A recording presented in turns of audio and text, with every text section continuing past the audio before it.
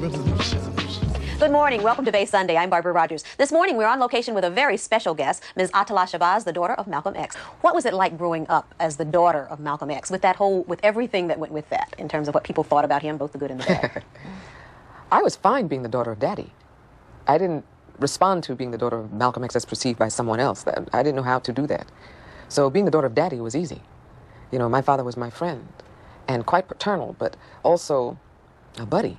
So I was not encumbered, or didn't permit myself to be encumbered by what the neighbors thought. What do you remember most about him? I remember much about him. I think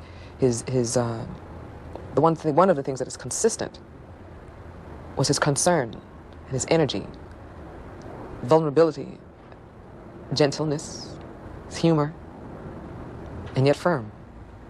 What was a day like with him when you were a child? Well, it varied on what the day was. All of it seemed normal to me, so someone else would think it's a separate or a poignant thing. For me, it was a rhythm that was very natural, where I hear that children can refer to parts of their childhood and feel resentment that their parent wasn't home. I don't recall feeling any resentment. When your parent presents your life to you as if it is normal, hence wonderful as it is, I didn't have any complaints, or I missed Daddy when he was gone. I missed Mommy when she was gone. When he was abroad, he was still present, because he would write letters and treasure map kind of expeditions for us to hop one time, turn around, look underneath, turn over, and you'd stumble across something left there from him, from my mother, love letters. And to see that in her was wonderful. When you were young, did you have the sense that he was famous, or that of the importance of what he was doing? No, not the importance in the way that I know it and understand importance now. I didn't know what you thought about him. I hadn't given concern to what another person thought. I knew that people responded to him, and I thought that was normal.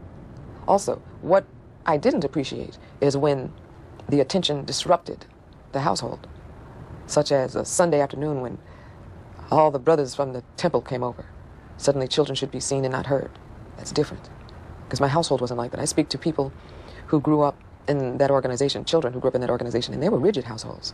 There were rules. And yours wasn't rigid? No. There was always a heartbeat. We could laugh in my house. And I listened to people who assume that my father's house would have been much stricter because he was a loyal, dedicated servant of the Nation of Islam.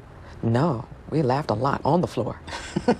You make it sound as though there was a lot of sort of roughhousing and I get this image of you being tickled by him, in fact. Forever. And him tickled by us. Yeah. And my parents romantic in their presentation and demonstration. You know, him falling asleep with his head on her lap while, you know, gentleness, camaraderie, friendship. I didn't know until I was 19 that there were rules and expectations of what a man is to do and what a woman is to do. I saw strength and vulnerability in them both. When you began to realize that there was a different image of him that the world had, how did you deal with that? They didn't know who I knew. Simple as that. But did it hurt at all to hear people say things that were negative? No, because I knew they didn't know him. I knew specifically that was an assessment made from limited information. You didn't know him like I knew him.